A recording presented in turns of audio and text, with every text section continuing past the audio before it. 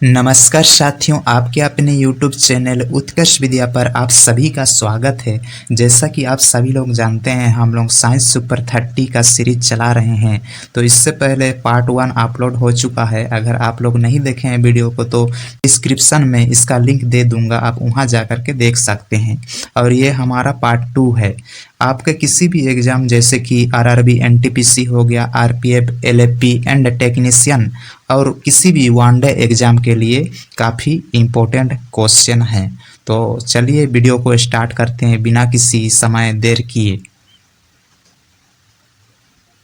तो देखिए दोस्तों, वीडियो शुरू करने से पहले आप लोगों से एक छोटा सा रिक्वेस्ट है।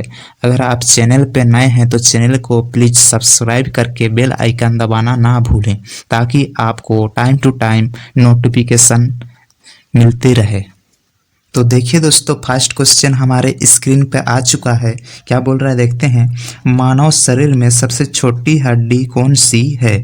तो पूछा है मानव शरीर की सबसे छोटी हड्डी का क्या नाम है। ऑप्शन दिया है स्टेपिज, ह्यूमेरस, रेडियस, फीमर।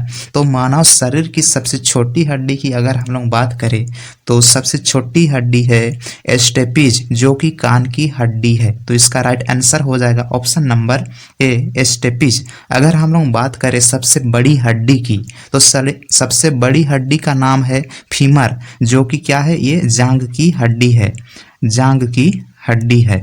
अगर हम लोग बात करें मानव शरीर में हड्डियों की कुल संख्या कितनी होती है, तो मानव शरीर में हड्डियों की कुल संख्या होती है 206 होती है। तो बढ़ते हैं नेक्स्ट क्वेश्चन की ओर। तो नेक्स्ट क्वेश्चन है हमारा, विटामिन सी की कमी से कौन सा रोग होता है। ऑप्शन है रिकेट्स, स्कर्वी, बेरी और ऑप्शन डी है एनीमिया। तो विटामिन सी की कमी से कौन सा रोग हो जाता है, तो स्कर्वी रोग हो जाता है। तो इसका राइट आंसर हो जाएगा ऑप्शन नंबर बी, स्कर्वी।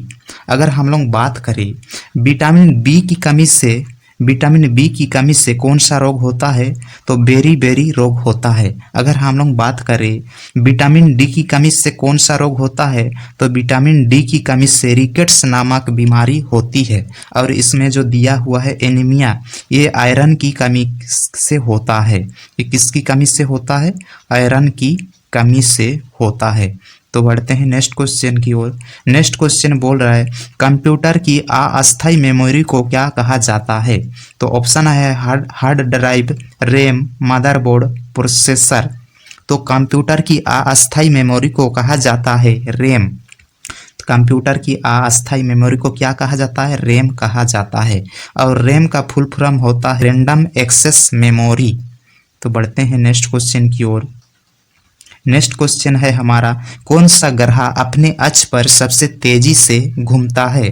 तो कौन सा ऐसा ग्रह है सौरमंडल में जो अपने अक्ष पर सबसे स्पीड में घूमता है।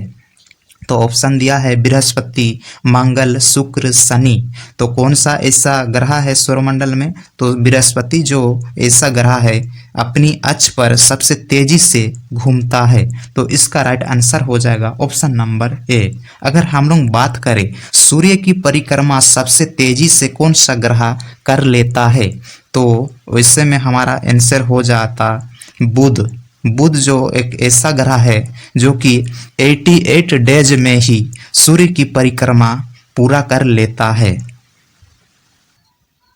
हमारा नेक्स्ट क्वेश्चन है, कौन सी धातु विद्युत की सबसे अच्छी चालक होती है। तो ऑप्शन दिया है तांबा, एल्यूमिनियम, चांदी, सोना। तो कौन सा ऐसा धातु है जो विद्युत की सबसे अच्छी चालक होती है, तो उस धातु का नाम है चांदी। तो ऑप्शन नंबर सी इसका राइट आंसर हो जाएगा चांदी। अगर हम लोग बात करें चांदी की परमाणु संख्या कितनी होती है, तो चांदी की परमाणु संख्या होती है 47 और इसका सिंबल होता है Ag। और तांबा का परमाणु संख्या होता है 29 और एल्यूमिनियम का परमाणु संख्या होता है 13 और सोना का परमाणु संख्या होता है 79। तो बढ़ते हैं नेक्स्ट क्वेश्चन की ओर। हमारा नेक्स्ट क्वेश्चन है, किस गैस का उपयोग गुब्बारों को भरने में किया जाता है। तो ऑप्शन है हाइड्रोजन, हीलियम, नाइट्रोजन, ऑक्सीजन। तो कौन सा ऐसा गैस है जो गुब्बारों को भरने में हम लोग यूज करते हैं, तो उस गैस का नाम है हीलियम। उस गैस का क्या नाम है? हीलियम। तो इसका राइट आंसर हो जाएगा ऑप्शन नंबर बी, हीलियम। अगर हम लोग बात करें पीरियोडिक टेबल की सबसे हल्की गैस का नाम क्या है? सबसे हल्की गैस का नाम है हाइड्रोजन। सबसे हल्की गैस का नाम है हाइड्रोजन। और सबसे भारी गैस का नाम है रेडोन। सबसे भारी गैस का नाम है क्या? रेडोन।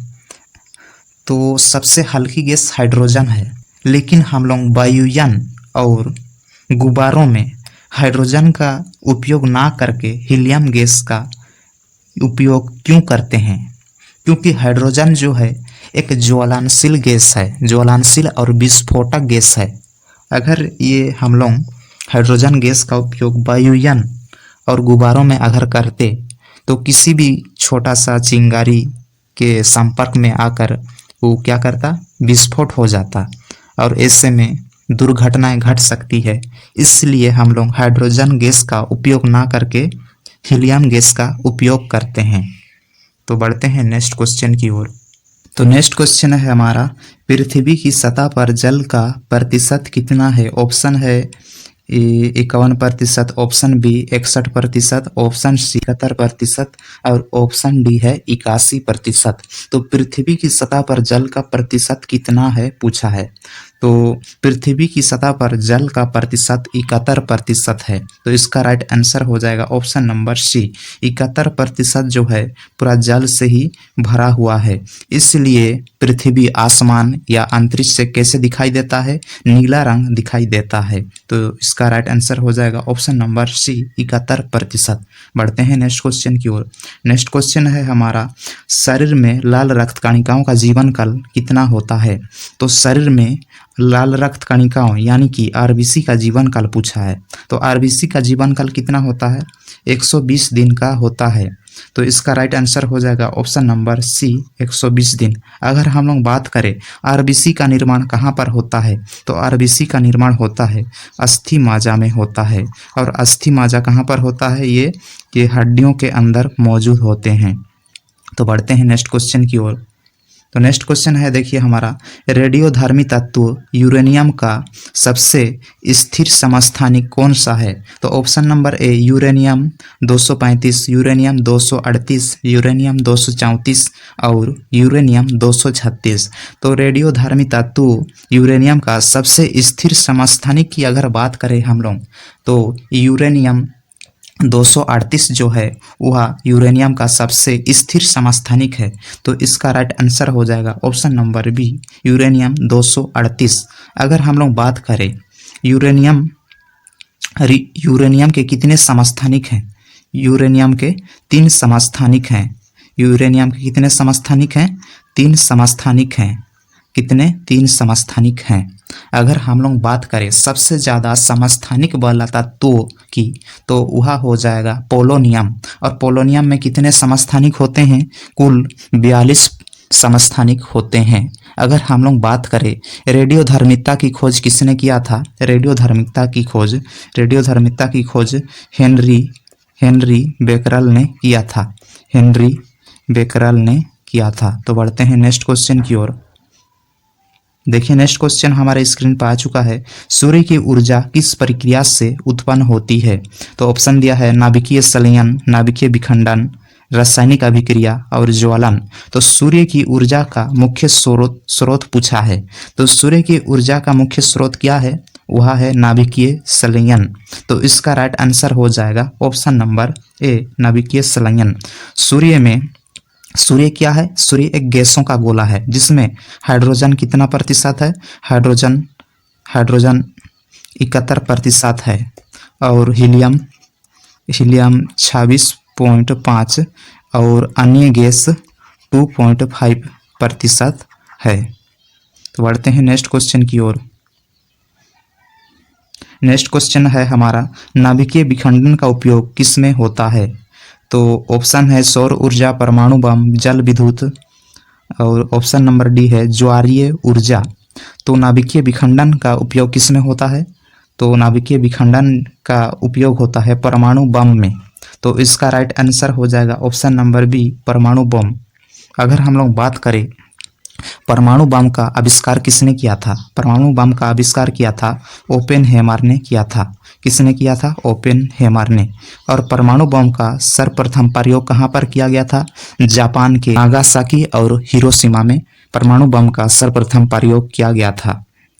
तो बढ़ते हैं नेक्स्ट क्वेश्चन की ओर। नेक्स्ट क्वेश्चन है हमारा, सबसे भारी गैस कौन सी है? तो सबसे भारी गैस का नाम क्या है? तो ऑप्शन दिया है हाइड्रोजन, ऑक्सीजन, हीलियम। तो सबसे भारी गैस का नाम है रेडोन। रेडोन जो है सबसे भारी गैस है। अगर हम लोग बात करें सबसे हल्की गैस की, तो सबसे हल्की गैस कौन सा है? हाइड्रोजन है। सबसे हल्की गैस है हाइड्रोजन। और वायुयान के टायरों में कौन सा गैस भरी जाती है? तो वह हीलियम गैस ही भरी जाती है। तो बढ़ते हैं नेक्स्ट क्वेश्चन की ओर। नेक्स्ट क्वेश्चन है हमारा, हाइड्रोक्लोरिक एसिड का उपयोग किसमें होता है? ऑप्शन नंबर ए पेट्रोलियम को शुद्ध करने में, ऑप्शन नंबर बी धातुओं की सफाई में, ऑप्शन नंबर सी कपड़ों की धुलाई में, और ऑप्शन नंबर डी है पानी को शुद्ध करने में। तो HCl अम्ल, हाइड्रोक्लोरिक अम्ल का उपयोग हम लोग धातुओं की सफाई करने में इसका प्रयोग करते हैं। तो इसका राइट आंसर हो जाएगा ऑप्शन नंबर बी धातुओं की सफाई में।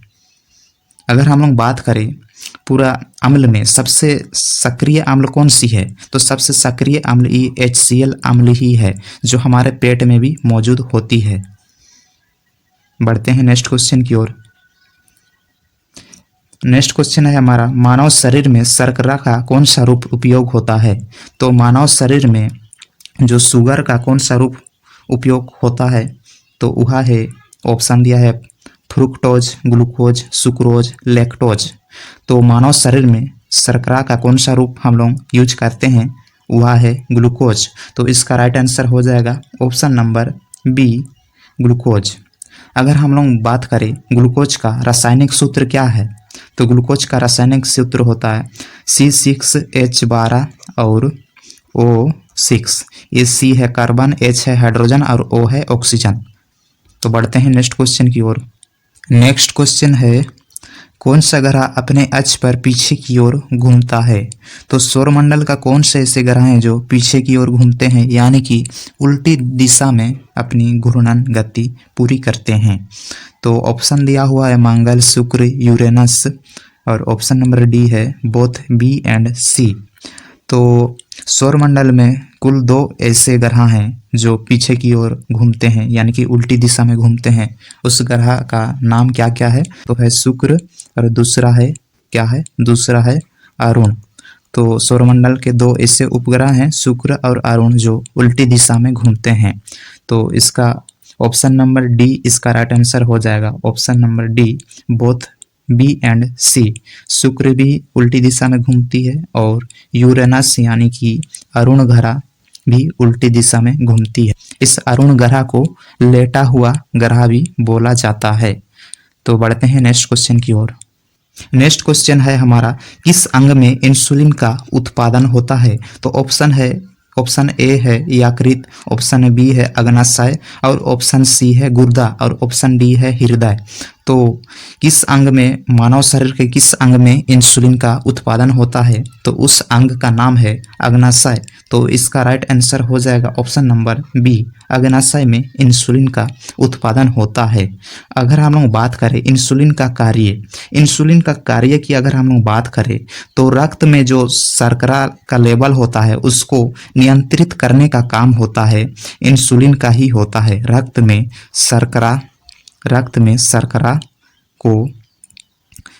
शर्करा को क्या करता है? नियंत्रित करता है।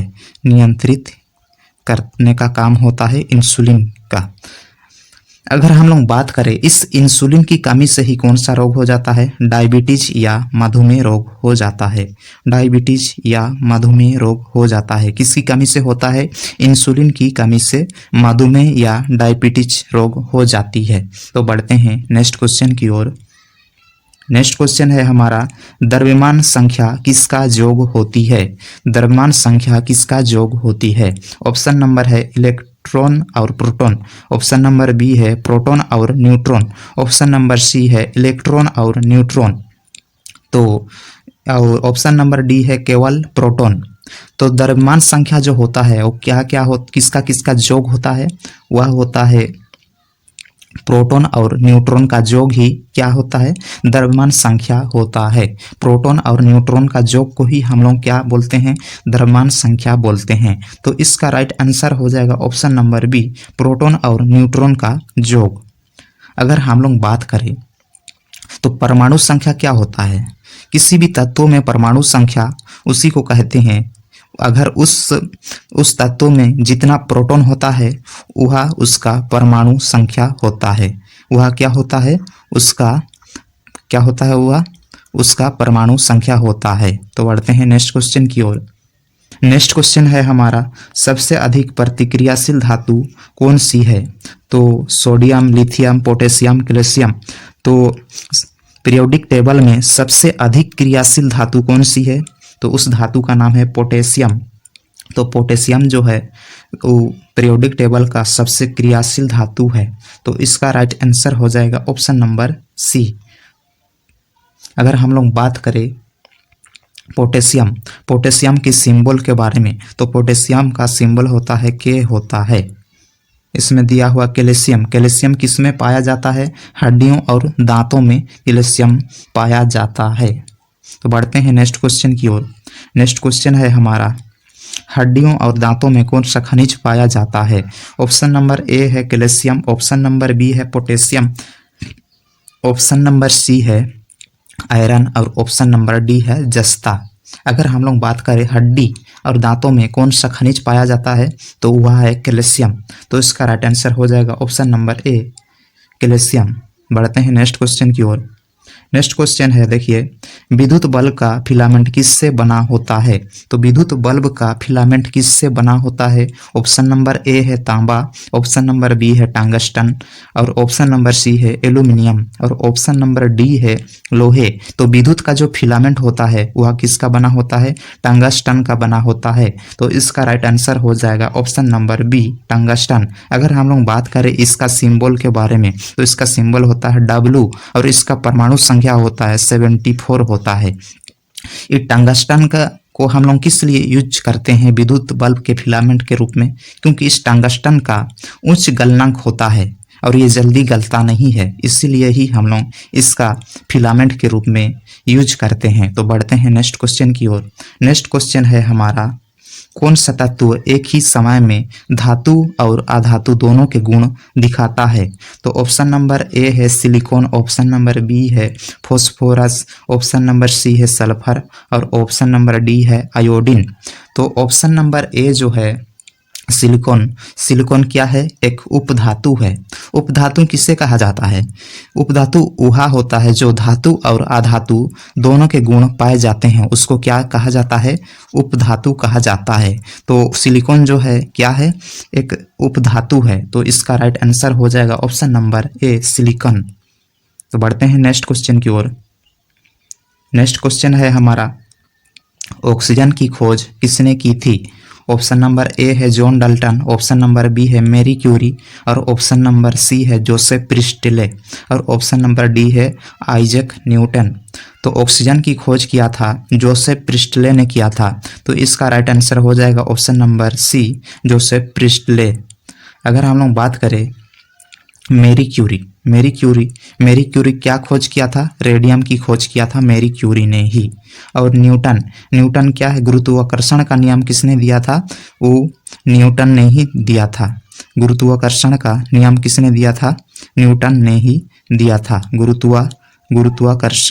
गुरुत्वाकर्षण का नियम किसने दिया था, न्यूटन ने ही दिया था। तो बढ़ते हैं नेक्स्ट क्वेश्चन की ओर। नेक्स्ट क्वेश्चन है हमारा, मनुष्य में लाल रक्त कणिकाएं कहाँ बनती है। तो मनुष्य में लाल रक्त कणिकाएं कहाँ बनती है। तो ऑप्शन नंबर ए है हड्डियों में, ऑप्शन नंबर बी है मांसपेशियों में, ऑप्शन नंबर सी है गुर्दों में, ऑप्शन नंबर डी है जिगर में। तो आरबीसी का निर्माण कहाँ पर होता है, मनुष्य के शरीर में। तो आरबीसी का निर्माण होता है अस्थि माजा में होता है और अस्थि माजा कहाँ पर होता है, हड्डियों के अंदर मौजूद होता है।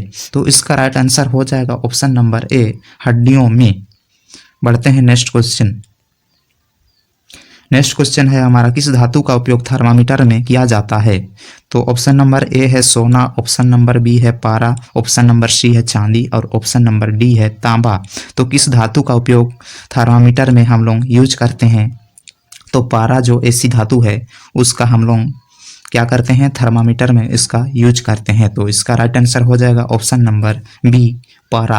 अगर हम लोग बात करें कमरे के तापमान पर द्रव अवस्था में कौन सी धातु पाई जाती है?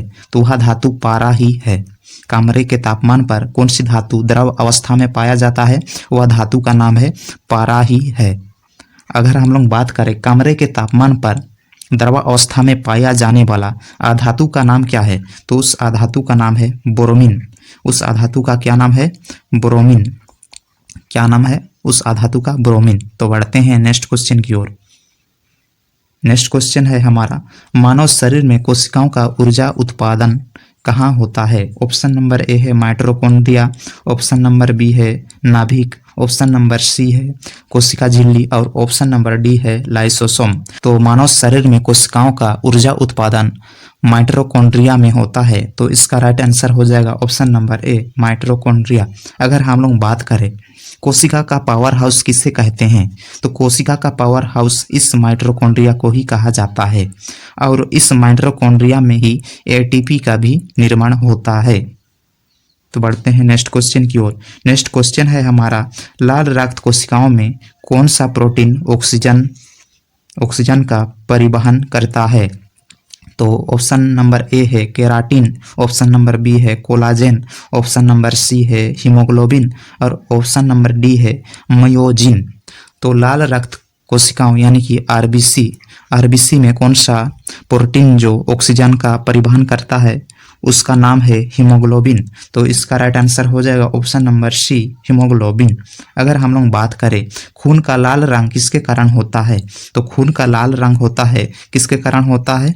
इस हीमोग्लोबिन के कारण ही खून का लाल रंग होता है। तो बढ़ते हैं नेक्स्ट क्वेश्चन की ओर। नेक्स्ट क्वेश्चन है हमारा, माइक्रोवेव ओवन किस प्रकार की ऊर्जा का उपयोग करता है? तो ऑप्शन नंबर ए है विद्युत ऊर्जा, ऑप्शन नंबर बी है रासायनिक ऊर्जा और ऑप्शन नंबर सी है रेडियोधर्मी ऊर्जा और ऑप्शन नंबर डी है सूक्ष्म तरंगे। तो माइक्रोवेव ओवन एक सूक्ष्म तरंगे प्रकार की ऊर्जा का क्या करता है? वो उपयोग करता है। तो इसका राइट आंसर हो जाएगा ऑप्शन नंबर डी सूक्ष्म तरंगे। इसका एक विद्युत चुंबकीय ऊर्जा होता है। सूक्ष्म तरंग क्या है? यह एक विद्युत चुंबकीय ऊर्जा होता है। बढ़ते हैं नेक्स्ट क्वेश्चन की ओर। नेक्स्ट क्वेश्चन है हमारा, कार्बन डाइऑक्साइड को ठोस रूप में क्या कहा जाता है? ऑप्शन नंबर ए है बर्फ, ऑप्शन नंबर बी है सूखी बर्फ और ऑप्शन नंबर सी है जल और ऑप्शन नंबर डी है क्रिस्टल। तो कार्बन डाइऑक्साइड को ठोस रूप में क्या कहा जाता है? तो सूखी बर्फ के रूप में इसको कहा जाता है। तो इसका राइट आंसर हो जाएगा ऑप्शन नंबर बी सूखी बर्फ। कार्बन डाइऑक्साइड को इसका ठोस रूप को कहा जाता है सूखी बर्फ। तो बढ़ते हैं नेक्स्ट क्वेश्चन की ओर। तो नेक्स्ट क्वेश्चन है हमारा, माँ और शिशु के बीच गले लगना या चूमना निम्न में से कौन सा हार्मोन प्रेरित करता है? माँ और शिशु के बीच गले लगना या चूमना निम्न में से कौन सा हार्मोन प्रेरित करता है? तो ऑप्शन नंबर ए है इंसुलिन, ऑप्शन नंबर बी है एड्रेनालाइन और ऑप्शन नंबर सी है एंड्रोजन हार्मोन और ऑप्शन नंबर डी है ऑक्सीटोसिन। तो माँ और शिशु के बीच गले लगना या चूमना निम्न में से कौन सा हार्मोन प्रेरित करता है? तो उस हार्मोन का नाम है ऑक्सीटोसिन। तो इसका राइट आंसर हो जाएगा ऑप्शन नंबर डी ऑक्सीटोसिन। अगर हम लोग बात करें ऑक्सीटोसिन को और किस नाम से जाना जाता है? ऑक्सीटोसिन को लाभ हार्मोन के नाम से भी हम लोग जानते हैं। इसको कौन सा हार्मोन के नाम से जाना जाता है? लाभ हार्मोन के नाम से भी जाना जाता है। तो बढ़ते हैं नेक्स्ट क्वेश्चन की ओर। नेक्स्ट एवं लास्ट क्वेश्चन है हमारा, पृथ्वी का झुकाव कोण कितना है? तो ऑप्शन नंबर ए है 23.5 डिग्री, ऑप्शन नंबर बी है 25.3 डिग्री, ऑप्शन नंबर सी है 20.5 डिग्री और ऑप्शन नंबर डी है 22.7 डिग्री। तो पृथ्वी अपने अक्ष पर कितने डिग्री कोण पर झुका हुआ है? तो 23.5 डिग्री पर झुका हुआ है। तो 23.5 डिग्री कोण पर पृथ्वी अपने अक्ष पर क्या हुआ है, झुका हुआ है। तो इसका राइट आंसर हो जाएगा ऑप्शन नंबर ए 23.5 डिग्री। अगर हम लोग बात करें पृथ्वी कितने झुका हुआ है, 23.5 डिग्री के कोण पर क्या किया है, झुका हुआ है। और इस झुकाव की वजह से ही पृथ्वी पर ऋतुएं परिवर्तन होती है। तो यहीं पर हमारा यह छोटा सा वीडियो समाप्त होता है। तो आप लोगों को कैसा लगा ये वीडियो आप लोग कमेंट करके ज़रूर बताएं और अपने दोस्तों को भी ज़रूर से शेयर करें। तो मिलते हैं नेक्स्ट वीडियो में, तब तक के लिए जय हिंद।